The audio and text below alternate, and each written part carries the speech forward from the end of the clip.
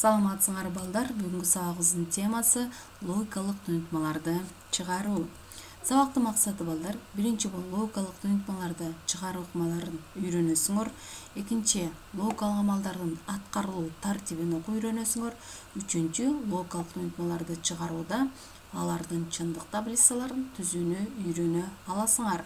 Анда балдар, жаңы темага кирүүдөн мурда өтүлгөн тема эле биз мурдагы сабактарда логикалык туюнтмалар, логиканын мыйзамдары деген темаларды өткөнбүз. Ошол темалардын ичинен 3 суроо. Биринчи бул логикалык туюнтма деген эмне? Логикалык туюнтманы эстеп көрөбүз балдар. Логикалык туюнтма деген бул логикалык амалдардын жардамы аркылуу түзүлгөн татаал айтым. Айтым деген эмне эле? Айтым деген бул кандайдыр бир нерсенин чындык же жалган экенин ырастаган, жай баяндалган сүйлөм болуп эсептелинет. Ал эми татаал айтым ошол эки же андан көп айтымдардын биригиши болуп эсептелинет. Экинчи бул логикалык амалдар жөнүндө айтып бергиле. Кандай логикалык амалдар бар эле балдар? Логикалык амалдар бул биринчи дизъюнкция, же болбосо логикалык кошуу. Бул качан гана эки айтым тең, экөөсү тең жалган болгон учурда гана жыйынтыгы жалган болгон логикалык туюнтма болуп эсептелинет. Ал эми анын белгилениши бул белге. Кийинкиси конъюнкция. Конъюнкция бул логикалык көбөйтүү. Бул качан гана ошол экөөсү эки айтым тең чын болгон учурда гана жыйынтыгы чын болгон айтым болуп эсептелинет. Татаал айтым же болбосо татаал логикалык туюнтма анын белгилениши төмөнкүдөй. Кийинкиси импликация. Импликация деген бул ээрчүү. Бул биринчи айтымы шарт, ал эми экинчиси анын натыйжасы болгон татаал логикалык туюнтма болуп эсептелинет. Анын белгилениши төмөнкүдөй. Инверсия же болбосо логикалык таануу амалы. Бул чындыкты жалганга, жалганды чындыкка айландырган логикалык туюнтма. Анын белгилениши төмөнкүдөй. Ал эми эквиваленттүүлүк болсо, бул качан гана жөнөкөй логикалык айтымдардын экөөсү тең бирдей чындык маанисин алганда гана чындык болгон татаал логикалык туюнтма. Анын белгилениши төмөнкүдөй. Эстедикпи балдар? Эми кийинки суроо бул логикалык негизги закондорду санап бергиле. Логикалык негизги закондор алар кайсылар эле? Бул биринчи бул теңдештик закону же болбосо окшоштук. Бул ар кандай айтым өзүнө барабар. Мисалы, арифметикада деле ар кандай сан өзүнө барабар. Экинчи бул орун алмаштыруу, коммутативдик мыйзамы. Мында эгерде бирдей айтымдардын үстүнөн жүргүзгөн аракеттердин жыйынтыгы бул кошуучулардын ордун алмаштыруудан жана көбөйтүүчүлөрдүн ордун алмаштыруудан сумма же болбосо көбөйтүндү өзгөрбөйт деген жыйынтык келип чыгат мындан. Үчүнчү топтоштуруу закону, ассоциативдик. Мында бирдей белгилерди, кашаларды каалагандай жайгаштырса же болбосо таптакыр алып салса болот.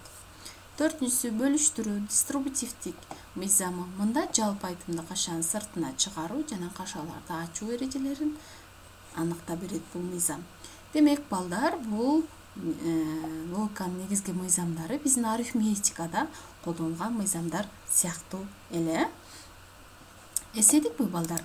Анда эстеген болсо балдар, бүгүнкү сабактын планы. Биринчи бул логикалык туюнтмаларды чыгаруу, экинчи чындык таблицасын түзүү ошол логикалык туюнтмалар чыгарууда, үчүнчү сабакты бышыктап жыйынтыктайбыз жана ушул сабакта колдонулган түйүндүү түшүнүктөр.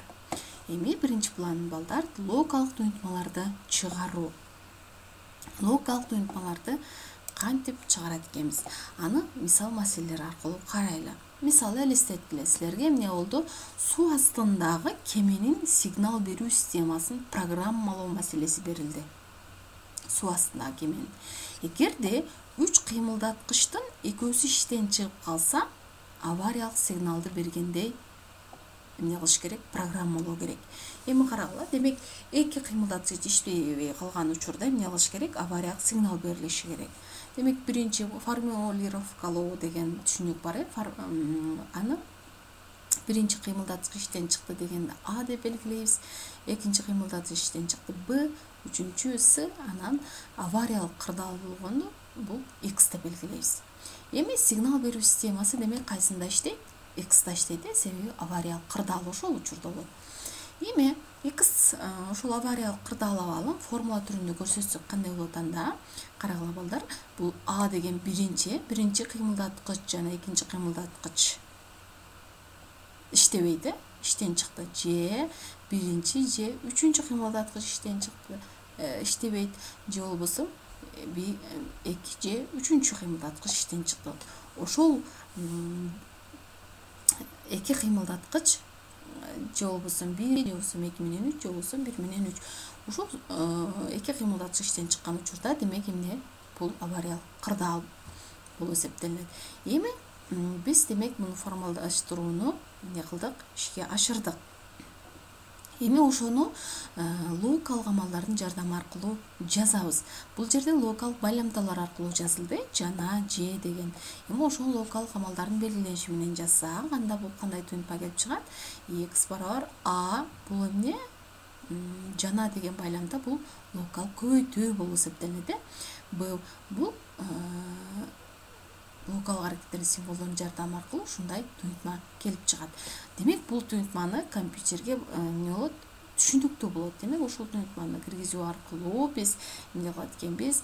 Компьютерге авариялык кырдаалды жарыялоо программасын түшүндүрө алат экенбиз. Түшүнүктүү болду, балдар. Эми карагыла, арифметикада деле амалдарды чыгарууда, кандайдыр бир туюнтмаларды чыгарууда силер ошол амалдардын аткарылуу тартиби аркылуу чыгарасыңар. Ошол сыяктуу эле логикалык аракеттерди дагы ошол амалдардын дагы аткарылуу тартиби болот. Биринчи бул кашаларда жайгашкан туюнтма, арифметикада деле ошол, биринчи каша аткарылат. Экинчи демек бул тануу аткарылат экен. Эгерде каша болгон учурда биринчи бул тануу операциясы аткарылышы керек. Андан кийин логикалык көбөйтүү, төртүнчү логикалык кошуу, андан кийин логикалык ээрчүү амалы аткарылышы керек. Жана акырында бул эквиваленттүүлүк же болбосо логикалык барабардык амалы аткарылышы керек. Демек балдар, силер муну билишиңер шарт, себеби бул логикалык кандайдыр бир туюнтманы чыгарууда бул амалдардын аткарылуу тартиби аркылуу чыгарылат. Эми балдар, биринчи маселе. Татаал логикалык туюнтманы чыгаруу. Жөнөкөй туюнтмалар берилген. Кандай туюнтма берилиптир? А туюнтмасы бул 3 барабар Б-га, Б туюнтмасы 2 кичине 3-төн, С туюнтмасы 4 кичине 1-ден. Эми курама туюнтма чындык экенин аныктагыла дейт. Ушундай бир курама туюнтма берилиптир, ушунун чындык экенин аныкташыбыз керек экен. Демек бул жокко чыгаруу А, кошуу А, көбөйтүү Б, каша ичинде ал, жана көбөйтүү жокко чыгаруу С амалы. Эми чыгаруу алгоритми биринчи кайсы амалдар аткарылат? Эми чыгаруудан мурда биз эмне кылып алышыбыз керек? Жөнөкөй туюнтмалар чындык экенин, жойдодо берилген жөнөкөй туюнтмалардын чындык экенин аныктап алышыбыз керек. Эми биринчи бул А туюнтмасы 3 барабар Б-га деп атат. Демек бул чындыкпы? Бул калп. Демек мунун мааниси 0. Б 2 кичине 3-төн бул чындык, демек бул мааниси 1. С 4 кичине 1-ден бул калп. Демек жөнөкөй туюнтманын чындык экенин аныктап алдык. Эми экинчи кадамыбыз бул курама туюнтмага маанилерин коебуз. Могул өйдөдө берилген могул туюнтмага эмне кылабыз? Маанилерин коебуз эми. Демек жокко чыгаруу A'быз 0, 0ду койдук. Баарын эле ушул жөнөкөй туюнтмалардан келип чыккан чындык маанилерин бул жерге коебуз. Эми үчүнчү кадамыбыз бул тануу аракетин эске алуу менен кашаанын ичинде жайгашкан туюнтма амал аткарылат дедик. Каша дедик, кашаанын ичиндеги дагы биринчи кайсы аткарылышы керек? Тануу операциясы. Демек мындан 0ду тансак, эгер анын жыйынтыгы эмне болот? 1 болот. 1 кошуу 0 көбөйтүү 1. Кашаанын ичинен ушундай жыйынтык келип чыкты. Эми бул жыйынтыктан Бул келип чыккан туюнтманын биринчи кайсы амалаты бул кызыл менен белгилеп көрсөтүлдү. Эми демек мындан кийин биз локал көбөйтүүнү аткарат экенбиз. Анын жыйынтыгы локал көбөйтүү деген бул качан гана экөөсү тең чындык болгон учурда гана чындык чыгат, калган учурда баары жалган чыгат. Демек 0 деген жыйынтык келип чыгат. Бешинчи локал кошууну аткарабыз. Демек мында 0 келип чыкты. Эми аны кошобуз 1ге. Чындыкка кошобуз. Анын жыйынтыгы чын болот. Себеби локал кошуу качан гана эки айтым тең жалган болгон учурда гана жыйынтыгы жалган болот. Эми кийинки ортодогу жыйынтыкты алабыз. Эми ортодогу жыйынтык демек бул кашаанын ичиндеги жалпы жыйынтыгыбыз эмне экен, бул 1 деген экен, кашаанын ичиндеги. Эми кайсы кашаан сыртындагы амалдар аткарыла элек эми кашаанын ичинен 1 деген келип чыкты. Аны көбөйтөбүз кашаан сыртындагы жокко чыгаруу сыга. Демек жокко чыгарсак, эгер сыгыны жокко чыгарсак, сыгыбыз 0га барабар болчу. Аны жокко чыгарсак, ал 1ге барабар. Демек 1ге 1ди кошсок, анда 1ге деген келип чыгат. Демек жообуз деген биздин эмне экен? Ушул берилген өйдөдөгү берилген курама туюнтмабыздын жообу бул чындык деп чыгат экен. Түшүнүктүү болдубу, аныктоо балдар? Демек бул арифметиканын же болбосо амалдардын аткарылуу тартиби сыяктуу эле, логикада дагы ошо амалдардын аткарылуу тартибин эске алуу менен чыгарсак, анда оңой гана логикалык туюнтма чыгат экен. Эми мисалы экинчи маселе, берилген сандар кайсынысы үчүн төмөндөгү айтым чындык дейт. Мисалы сан, кандайдыр бир сан бар, ал кичине 100дөн эмес. Жана сан жуп эмес. 115, 108, 35, 8. Эми карагыла чыгаруу алгоритми. Мисалы туюнтманы эмне кылабыз? Сан эмес дегенде демек чоң же барабар 100гө, кандайдыр бир сан бар, ал 100дөн кичине эмес деп атат. Демек аны жазсак, сан чоң же барабар 100гө жана сан жуп түрүндө жазалы. Сан жуп эмес деп атат, демек ал жуп. Анда текшеребиз. Карагыла, биринчи бул 115ти текшеребиз. 115 саны эмне? 100дөн кичине эмес, жана ал эмне? Так сан. Демек сан жуп эмес деп атат. Демек ал бул айтымдын жообу боло алат экен, мисалы. Себеби 115 деген бул 100дөн чоң, жана ошондой эле ал так сан. Экинчиси 108. 100дөн чоң, бирок ал кандай? Жуп сан. Демек бул жообу боло албайт экен. Кийинкиси 35, мисалы 35 100дөн кичине, так болгон менен 35 100дөн кичине, ошон үчүн анда жообу боло албайт экен. Андан 8, бул 8 деген бул биринчиден ал 100дөн кичине, ошол эле учурда ал жуп сан. Бул такыр эле ал айтымдын жообу боло албайт экен. Демек бул айтымы кайсы айтым? Ушул айтымдын багысы 115 деген сан туура жообу боло алат экен. Түшүнүктүү болду, балдар? Эми логикалык туюнтмаларды чыгарууда балдар, анын ошо маанисин аныктоодо чындык таблицасын түзүп алуудагы бул ошол туюнтманын чыгарылышын жеңилдетет. Эми чындык таблицасынын жардамында логикалык туюнтмаларды чыгаруу алгоритми. Биринчи бул эмне кылышыбыз керек экен? Логикалык туюнтмадагы n өзгөрмөлөрүнүн санын эсептеп чыгуу. Демек канча өзгөрмө бар же болбосо канча айтым бар логикалык туюнтмада. Андан кийин n барабар n формуласы боюнча таблицадагы саптардын санын эсептөө. Мында n өзгөрмөлөрүнүн саны. Демек канча айтым бар? Өзгөрмө же болбосо ошонун саны канча?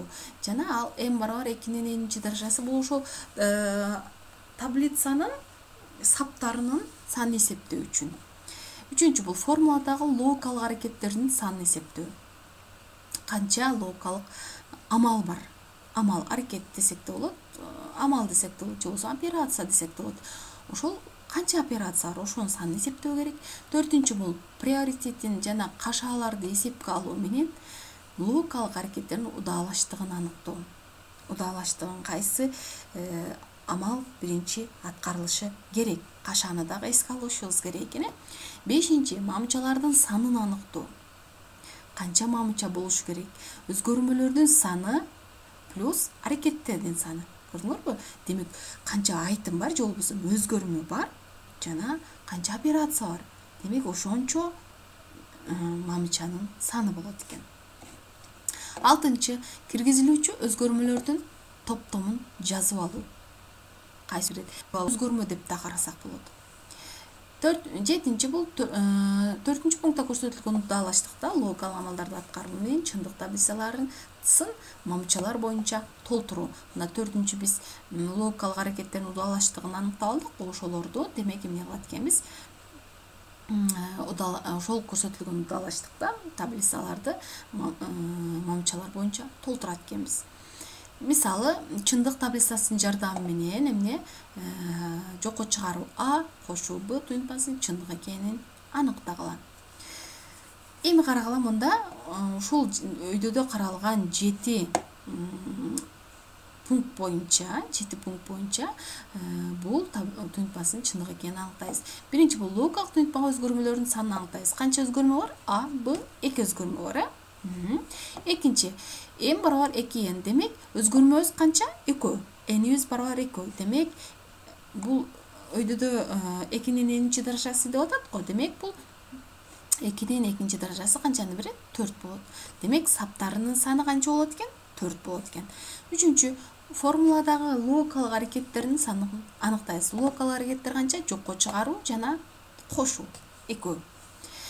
4. Логикалык аракеттердин аткарылуусунун удаалаштыгын орнотобуз. Демек, биринчи кайсы аткарылат? Таанып аткарылат. Операциялардан эң биринчи бул таанып аткарылат. Экинчиси логикалык кошуу. 5. Таблицадагы мамчалардын санын аныктайбыз. Өзгөрмөлөрдүн санын кошобуз. Кайсыга? Өзгөрмөлөрдүн саны канча эле? 2 эле. Жана амалдардын саны 2. Жокко чыгаруу жана кошуу. Аны кошсок 4. Демек, мамчалардын саны канча болот экен? 4 болот экен. Түшүндүкпү балдар? Эми 6. киргизилген өзгөрмөлөрдүн топтомун жазып алабыз. Демек, аны киргизилген өзгөрмөлөрдү жазып алат экенбиз. 7. болсо А жана Б өзгөрмөлөрүнүн маанилери мүмкүн болгон бардык варианттарын толтуруу менен чындык таблицасын мамча боюнча толтурууну жүргүзөбүз. Эми карагыла балдар, ушул 7 кадамда бул А жана Бга өзгөрмөлөрүнүн маанилери мүмкүн болгон бардык варианттарын эмне кылышыбыз керек экен? Толтуруп чыгышыбыз керек экен. Карасаңар, бул жерде мүмкүн болгон бардык варианттары толтурулуп чыкты. Эми карагыла, Бга дагы ошондой эле маани беребиз. Эми 8. бул 4 пунктта удаалаштыкка жараша логикалык амалдарды аткарабыз. Эми карагыла, мында логикалык амалдарды аткарсак, демек А, Б жана бул жерде жокко чыгаруу А, анан жыйынтыгы жокко чыгаруу Аны кошуу Бга. Анда жокко чыгарсак Аны 0ду жокко чыгарсак 1 келип чыгат, Ал эми жокко чыгарсак 0ду 1, ал эми 1-1ди жокко чыгарсак 0 деген жыйынтык келип чыгат. Жана аларды кошсок, эми могул 3-чү мамчада турган маанилерди кошобуз бул 2-чи мамчада турган маанилерге. Анда жыйынтыгы келип чыгат экен төмөнкү эң акыркы мамчадагы 1, 1, 0, 1. Себеби деген бул жерде 0 эмне үчүн 0 деп турат? Себеби 0го 0ду коссок 0 келип чыгат. Бул кошууну логикалык кошуу амалынын эрежеси боюнча. Түшүнүктүү болду, балдар? Эми карагыла, демек бул ушул 7 таблицасын түзүүдө 7 кадамды аткарсаңар, оңой гана момундай таблица келип чыгат экен. Себеби ушул таблицада канча мамча болушу керектиги, канча жолчо болушу керектигин жогорудагы кадамдар аркылуу аныктап алат экенбиз. Логикалык туюнтмаларды чыгарууда, эгерде аны чындык таблицасын түзүп алсак, дагы бизге жеңилирээк болот ошол туюнтманы чыгаруу. Түшүндүк, балдар? Түшүнгөн болсок, анда балдар, бул 3-чү план бул бышыктоо. Демек, балдар, логикалык туюнтмаларды чыгарууда биринчиден эске алышыңар керек экен бул логикалык амалдардын аткарылуу тартибин. эгерде кашаа болбогон учурда анда биринчи бул логикалык тануу аткарылат экен. Биринчи эгерде кашаа болсо ал кашаанын ичи аткарылат экен. Андан кийин логикалык көбөйтүү, андан кийин логикалык кошуу, андан кийин логикалык ээрчүү, акырында болсо эквиваленттүү бардын аткарылуу тартибин эске алып эле чыгарсак, анда логикалык төйнтмалар чыгаруу көп деле кыйынчылык жаратпайт экен. Жана ошол логикалык төйнтмаларды чыгарууда чындык таблицасын түзүү аркылуу чыгарсак дагы жеңилирээк болот экен. Чындык таблицасын түзүүдө демек бул 7 кадамды так аткарсак экен. Анда балдар сабак түшүнүктүү болгон болсо, анда силерге бул жерде тапшырма. Балдар, муну силер ар бирине ушул 6 тапшырма бар бул жерде. Ошол 6 тапшырманы көңүл коюп, өйдөдөгү чыгарылган логикалык төйнтмалар сыяктуу чыгарасыңар. Жана керектүү эреже аныктамаларды жазып жаттайбыз. Түшүнүктүү болгон болсо балдар сабак, анда кийинки сабакта жолугушканча.